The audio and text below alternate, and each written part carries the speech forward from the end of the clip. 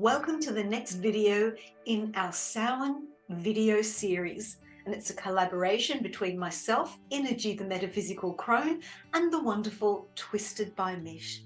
Now in this video, I'm going to show you a couple of different ways of creating a crystal grid for the Samhain time frame. We're going to look at a way of building a grid.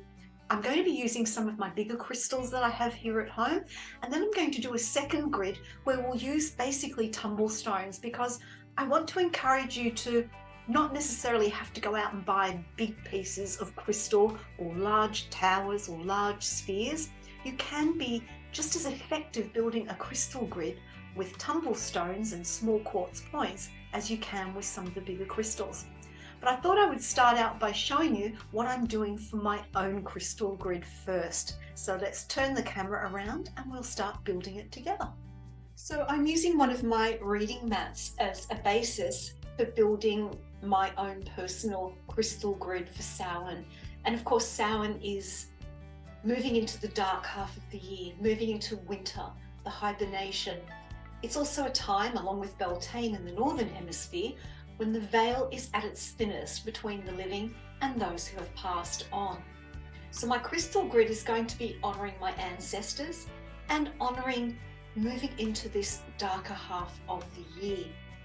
So based on that, I am actually going to begin by using a crystal clear quartz sphere that I have. I have in the past used this for scrying also, but that's going to be my focus, because with this crystal grid, I am going to be using it for scrying as well for this Samhain time frame. So this is a beautiful clear quartz crystal, beautiful sphere. This is actually just a candle holder that I had that just happens to fit beautifully. So I'm placing that in the center. Now, to honor going into the darker half of the year, I have this smoky quartz point, and I'm just going to stand it on the left. I also have a beautiful amethyst crystal. This is a channeling crystal. Now, if you don't know what a channeling crystal is, it means that its main face has 7 sides. So we have 1, 2, 3, 4, 5, 6, and 7. So with this crystal, it's going to help me tune in and help me with channeling when I want to connect with loved ones who have passed or spirit guides. I'm going to place that to the right of my sphere. The other crystal that I like to use at this time of year is labradorite. And of course, it's known as the stone of magic. And this is a beautiful piece. You can see the beautiful fluorescence. Can't say that word very well, but if I put it in the right angle, you can see the flashes, and you can also see my ring light in the reflection there as well. So I'm going to be placing that in front of my sphere. The next crystal I want to use is something to ground the energy, because when I scry or when I make a deep spiritual connection, whether it be through meditation or moving into what I call a light trance state, I like to have something that keeps me grounded as well, and also is protective. So, reflecting negative energies. So I like to use black tourmaline, and I've got quite a large piece that I'm using for that. So I'm going to put that at the base of my grid. The next crystal that I want to use is, because we're moving into the dark half of the year and I want to use my intuition, my psychic abilities, tune in psychically, I've chosen to use a black moonstone, because the moon represents our subconscious, it represents our psychic abilities, our intuition. And so I'm going to place that just off to the side here is where I feel drawn to put it. Now, I'm not using any particular structure or order for this. I'm just using my intuition to feel what is right for the energy of these crystals. The next crystal I want to use, I want to do another amethyst, and this is an amethyst sphere. And so I just want to place that in front of my amethyst channeling tower. And what the sphere does is it has the energy coming out in all directions. It's sort of like 363 degrees. So I kind of feel like I want to bring the energy down through the channeling crystal, and then it's radiated out and is in alignment with my scrying clear quartz sphere. The next thing I want to do, because I live near the coast, I do like to bring in water energy, and water is also about our emotions, our intuition, and our psychic abilities. So this is a shell that I found at my local beach, and when I was foraging for marbon, and you can actually see there is almost like a ghostly face in there. So I felt that this was really quite meaningful. So I'm going to place it here to help my connection. And because I'm looking to make connection to my ancestors, not just my bloodline ancestors, my Scottish heritage ancestors, but I'm also looking at my spiritual ancestors from different lives as well, from past incarnations. So to represent all of that, I have a beautiful lavender amethyst skull, and I'm going to place that on the shell. And so as you can see, I have quite a simple grid. I'm going to move these other crystals that normally sit on my reading table. I'm just going to move them out because they're not actually part of the grid, so that they are not in view. So now what I want to do is I want to activate this crystal. And so there's no right or wrong way to do this. I also encourage you to follow your intuition. Normally I would use a wand, but today I want to show you how you can charge a crystal grid without using a wand, just using your hand. It's almost like my two fingers become my wand. And so what I want to do is first of all just ground and center myself, visualizing my feet on the earth, feeling my feet on the earth, and then connecting my energy out and up to the center of the universe. And then I just want to take a few slow, deep breaths. And as I breathe in and out, I close my eyes and I tune in. Tune into all the energies that are beyond me, that are outside of my physical being, so that I can connect spiritually as well as mentally.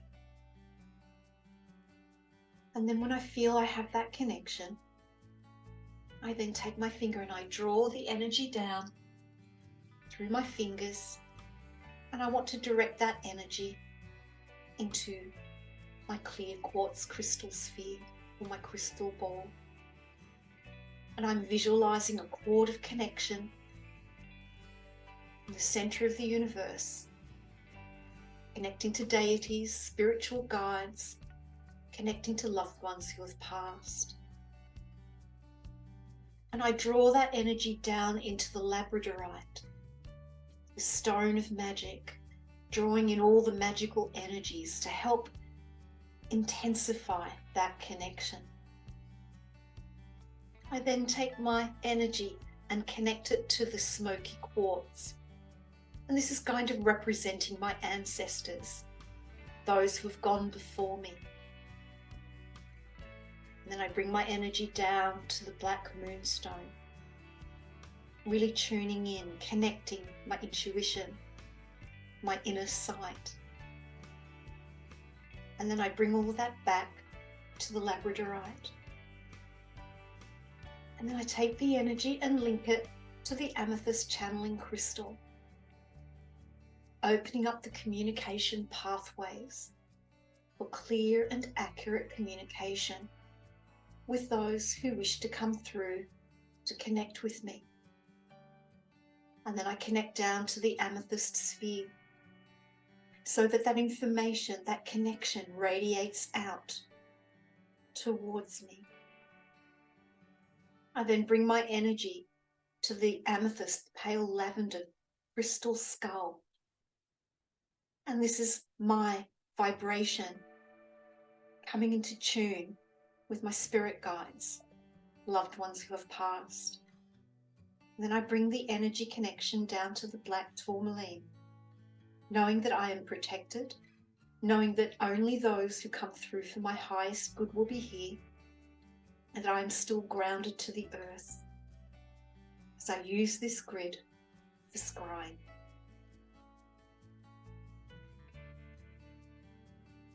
And then what I will do with this grid activated on the night of Samhain, which for me is the 6th of May, because that's the astrological date for Samhain, because we are at 15 degrees Taurus, the sun is at 15 degrees Taurus. I will sit down on that night and I will do my meditation, my scrying and connection to see what messages and how I can connect with loved ones and spirit guides. So that is one way to do a crystal grid when you have larger crystals. I'm now going to show you how to do a crystal grid that you can use if the main crystals in your collection are tumble stones and clear quartz points. So I will just get that set up and we'll go ahead and do that together. So now I'm going to create a crystal grid for Samhain using mainly clear quartz points and some tumble stones. And as I said before, you don't have to go out and buy a heap of expensive crystals in order to do your crystal grids and use the energy for connection. So I'm going to start off with, I've been drawn to creating a circle to begin with the clear quartz points. So I use one at the top and one at the bottom to start my circle. And then I fill in around as I go. And my intention in creating a circle that I've been drawn to make is about the circle of life. The circle of life is continuous, as is the incarnation from life to life, from past life to current life to future life.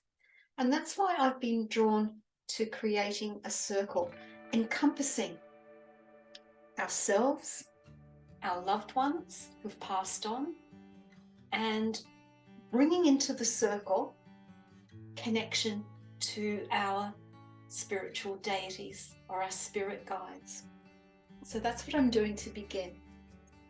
I then want to place, this is petrified wood, and this to me is representative of my ancestors in all of the lives that I've had, because petrified wood is millions and millions of years old.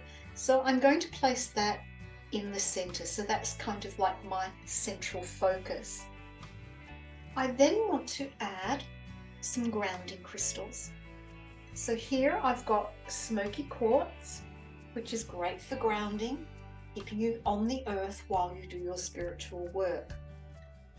I've also got black tourmaline. Remember in the last section, the last grid I did, I used a big piece of black tourmaline. That's for protection, and so that we only let through our spirit guides and those loved ones who've passed on that are there for our highest good. The other crystal I want to place here is mookaite, which is an Australian crystal. And this kind of is also for me grounding for where I am in the here and now, because obviously I live here in Australia. That's why I've chosen that. The other crystals that I want to use, this is a labradorite, and as mentioned before, this is a little curved cabochon. And this is the stone of magic, so I use this to make my connection. And then I'm using 2 tiny little crystal points to connect around. So it's almost like I've created a circle within a circle. And then I want to activate it. So this time I'm going to use a small clear quartz point as my wand to activate the circle. So as before, I will sit quietly, just take myself out of my normal, busy, everyday mind by slowing my breath down, my feet on the ground, connecting to the earth. And then I take my energy up and I visualize the energy coming from the center of the universe. And I start to create my circle first. So I'm doing my circle anti-clockwise because I live in the southern hemisphere and the sun goes anti-clockwise to bring something in.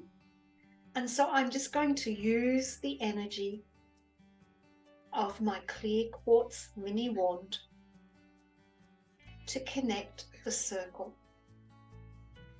enclosing the other crystals within it. So essentially with my crystal grid, I am creating a magical and safe space. And I personally like to do it 3 times. That's just my own way. Closing in the circle. And then I bring the energy of the wand, tuning in and bringing down the energy of the universe to the petrified wood. So I'm connecting with my ancestors, with my loved ones, with my spirit guides, bringing that energy into the center. And then with my inner circle, I take that energy and I come to the labradorite, drawing on its magical properties, its connecting properties, its clairvoyant properties. And then I create another circle, linking to the amethyst, the spiritual connection as well, but grounding the information, grounding the connection, the smoky quartz, protection with the black tourmaline, honouring my spirit of place and the ancestors of place with my mukite, returning to the other amethyst point and back to the labradorite.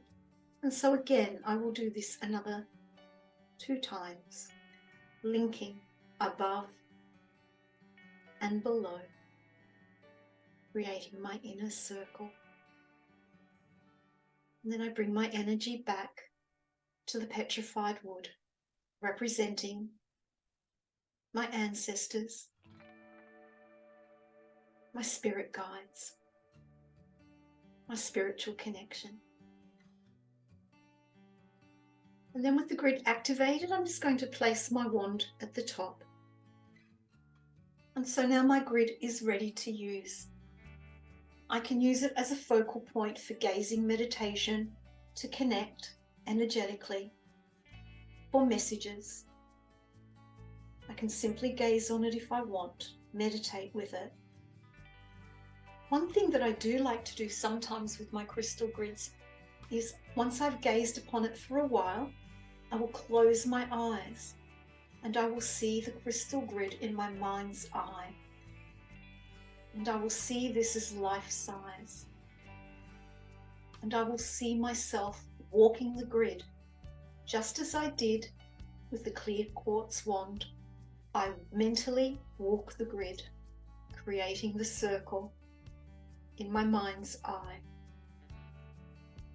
I then walk to the center and I visualize myself standing before the petrified wood, which is now life size. And I visualize myself walking towards it, standing with my back to it, opening up to my ancestors. And when I feel that connection in my mind's eye, I then visually walk the inner circle in a clockwise direction 3 times. You can do it as once or as many times as you feel comfortable. And then I go back. In my mind's eye, I walk and sit before the petrified wood. And from there, I make my connection and become aware of any sounds, any words, any visions.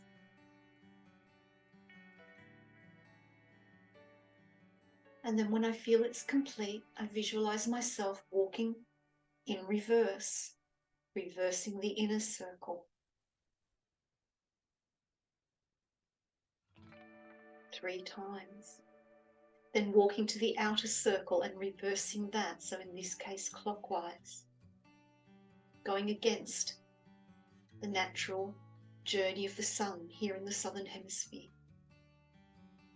And I step out of my crystal grid, offering gratitude for the ancestors whose shoulders I stand upon, for being here on this planet at this time, and honouring and offering gratitude to my spirit guides who give me wisdom, who help me on my spiritual journey.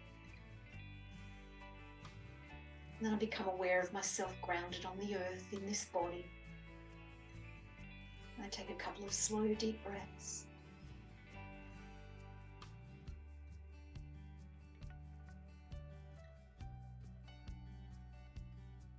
And then I gently open my eyes.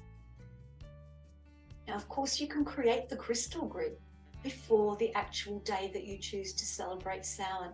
So remember, the traditional dates are from the 30th of April to the 1st of May here in the Southern Hemisphere, with the day beginning at sunset on the 30th and the day ending at sunset on the 1st. If you prefer the astrological timing when the sun is at 15 degrees Taurus, then that occurs on the 6th of May. I hope you found this of interest. I hope you found it helpful.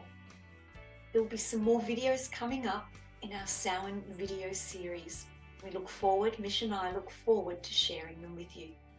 Many blessings.